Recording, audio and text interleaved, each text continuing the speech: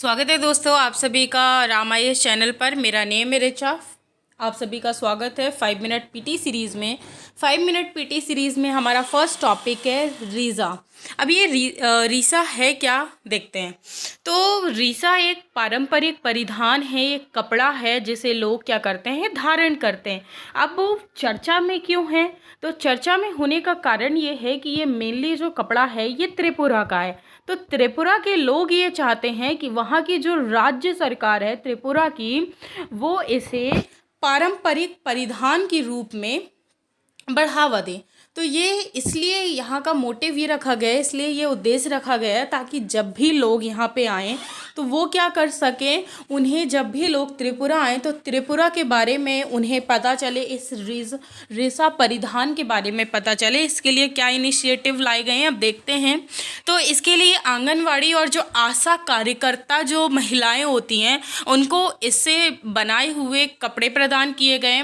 साथ ही साथ उन्हें त्रिपुरा हथकरघा और हस्तशिल्प विकास निगम में रिसा बनाने के लिए प्रशिक्षण देने भी स्टार्ट कर दिए गए। साथ ही में रिसा की ब्रांडिंग जो है ये इंडिया हैंडलूम ब्रांड के तहत की जा रही है, जो कि केंद्र सरकार की वोकल फॉर लोकल पहल का समर्थन करता है। अभी क्या है, एक केंद्र सरकार ने एक इनिशिएटिव चालू किया वोकल फॉर लोकल। यहाँ पे लोग जो हैं वो जो लोकल की चीज़ें हैं बहुत इम्पॉर्टेंट है उनके बारे में बातें कर सकें, तो इसके तहत ये स्टार्ट किया गया। उसके बारे में देखते हैं। रिसा जो है ये हाथ से बनाया जाने वाला एक कपड़ा होता है जिसे महिलाएं जो होती हैं वो शरीर के ऊपरी हिस्से को ढकने के लिए पहनती हैं। अब जैसे हम इसे पारंपरिक रूप से अगर देखें तो त्रिपुरा में 3 पोशाक बनाई जाती हैं, रिसा, रिगनई और रिकुतु। इनके बारे में देख लेते हैं, रिसा क्या है, रिगनई क्या है और रिकुतु। तो रिसा के बारे में तो अभी हमने देखा कि रिसा जो है ये हाथ से बनाया गया एक कपड़ा होता है जिसका यूज़ जो लेडीज़ होती हैं वो शरीर के ऊपरी हिस्से को ढकने के लिए करती हैं। अब इसका देख लेते हैं कि रिगनई और रिकुति का इस्तेमाल किस लिए किया जाता है। ये जो है मुख्य रूप से शरीर के निचले हिस्से को ढकने के लिए किया जाता है। जैसे इंडिया में जनरली लेडीज़ जो होती हैं वो साड़ी पहनती हैं, तो शरीर के कमर के नीचे वाले हिस्से में पहना जाता है, तो शरीर के निचले हिस्से में पहना जाता है इसे।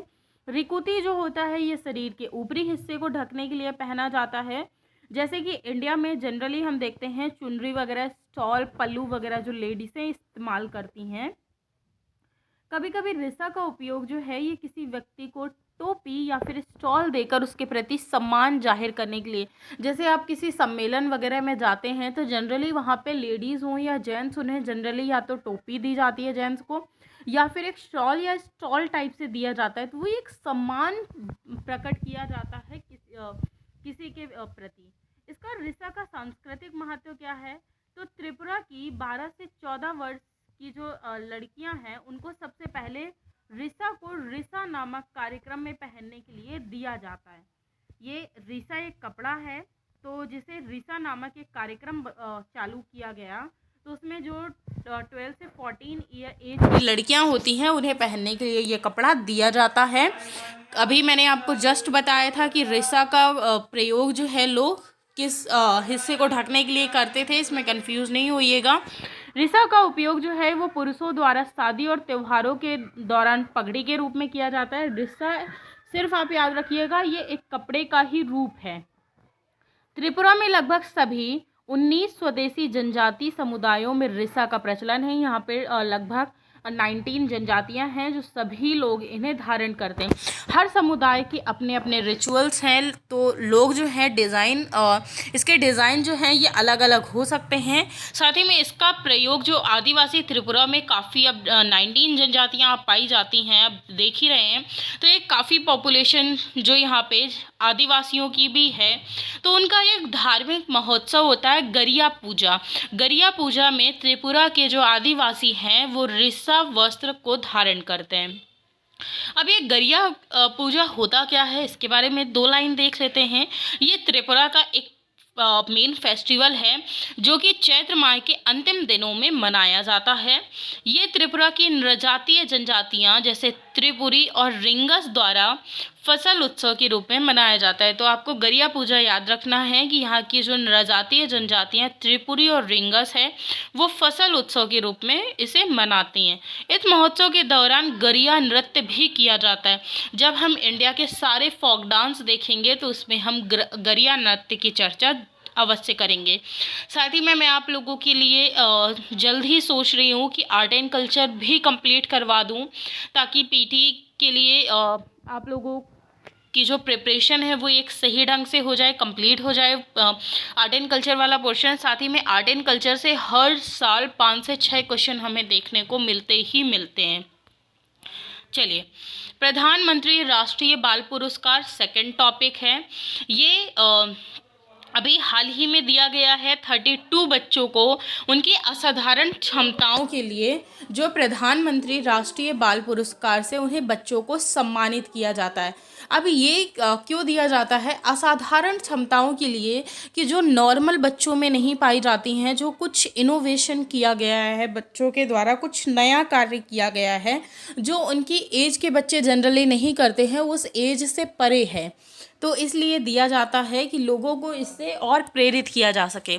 तो ये पुरस्कार प्रत्येक वर्ष भारत के राष्ट्रपति द्वारा गणतंत्र दिवस के पहले सप्ताह में प्रदान किया जाता है। 26 जनवरी को हर साल रिपब्लिक डे होता है, तो उसी के फर्स्ट वीक में इसे प्रोवाइड किया जाता है। ये इस टाइप से आप इसका वो भी देख सकते हैं। ये सम्मान जो है ये मिलता है, इमेज भी यहाँ पे लगा दी गई है। इसके ये जो प्रधानमंत्री बाल पुरस्कार है ये 2 श्रेणियों में दिया जाता है। पहला है बाल शक्ति पुरस्कार और दूसरा है बाल कल्याण पुरस्कार। तो बाल शक्ति पुरस्कार देख लेते हैं कि बाल शक्ति पुरस्कार क्यों दिया जाता है। तो ये पुरस्कार हर साल जो है भारत सरकार कुछ क्षेत्र डिसाइड किए गए हैं, उनमें जो बच्चे अच्छा प्रदर्शन करते हैं उनको दिया जाता है, जैसे नवाचार, शैक्षिक योग्यता, सामाजिक सेवा, कला और संस्कृति, खेल और बहादुरी। इसमें जितने भी बच्चे हैं इन्होंने कुछ अच्छा प्रदर्शन किया है तो उसके लिए इनको ये अवार्ड दिया जाता है। अब इसकी योग्यताएं क्या हैं, कौन कौन बच्चे जो हैं इस पुरस्कार को पा सकते हैं। पहली कंडीशन ये है कि भारतीय नागरिक होना चाहिए, भारत में रहता हो और उसकी एज जो होनी चाहिए वो 5 ईयर से 18 ईयर के बीच में होनी चाहिए। और अगर इतने के बीच में होती है तो वो कोई भी बच्चा जो है वो इस पुरस्कार को प्राप्त कर सकता है। इसमें पुरस्कार में दिया क्या किया जाता है, पुरस्कार में एक पदक जो कि 1 लाख रुपए तक का, नगद पुरस्कार 10,000 रुपये तक का, और साथ ही में एक प्रमाण पत्र और प्रशस्ति पत्र दिया जाता है। तो 1 लाख रुपए से 10,000 रुपये तक दिए जा सकते हैं। साथ ही में एक प्रमाण पत्र दिया जाता है और प्रशस्ति पत्र दिया जाता है। इसे 1996 में स्टार्ट किया गया था। जब इसे स्टार्ट किया गया तो इसका नाम रखा गया राष्ट्रीय बाल पुरस्कार एंड 2018 में इसे बाल शक्ति पुरस्कार के नाम से जाना जाने लगा। तो इसका भी नेम चेंज हुआ था। 2018 का दौर जो था वो आप इसे ऐसे भी कह सकते हैं कि हर चीज़ के नेम चेंजिंग करने का दौर था। तो उस समय राष्ट्रीय बाल पुरस्कार का नेम भी जो है वो बाल शक्ति पुरस्कार किया गया था। इसमें मैं कोई कमेंट नहीं कर रही हूँ, सिर्फ मैं आपको एक्सप्लेन करने के लिए बता रही हूँ, इसे कोई भी दिल पर ना लें। बाल कल्याण पुरस्कार देखते हैं मान्यता।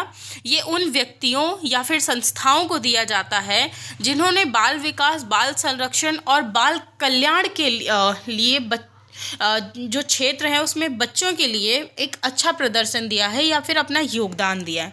अब इसे कौन कौन प्राप्त कर सकता है? कोई भी व्यक्ति जो भारत का नागरिक हो और भारत में रहता हो, साथ ही में 18 की एज या फिर उससे अधिक की आयु हो। इसे जो है ये कैलकुलेट कब से किया जाएगा? 31 अगस्त को, संबंधित वर्ष के 31 अगस्त को। एवं बच्चों के हित में कम से कम उसने 7 ईयर्स तक कार्य किए हों। ठीक है, जिसकी भी एज 18 से ज़्यादा है वो इस अवार्ड को पा सकता है। कोई संस्था जो पूरी तरह से सरकार से संबंधित नहीं है और 10 वर्ष से बाल कल्याण के क्षेत्र में लगातार अगर कार्य कर रही है तो उस संस्था को भी दिया जा सकता है।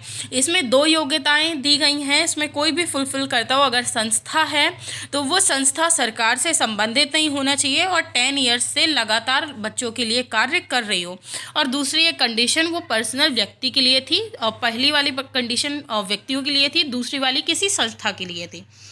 इसमें दोनों श्रेणियों में 3 पुरस्कार दिए जाते हैं, जैसे 1 लाख रुपए से 5 लाख रुपए तक का नगद पुरस्कार।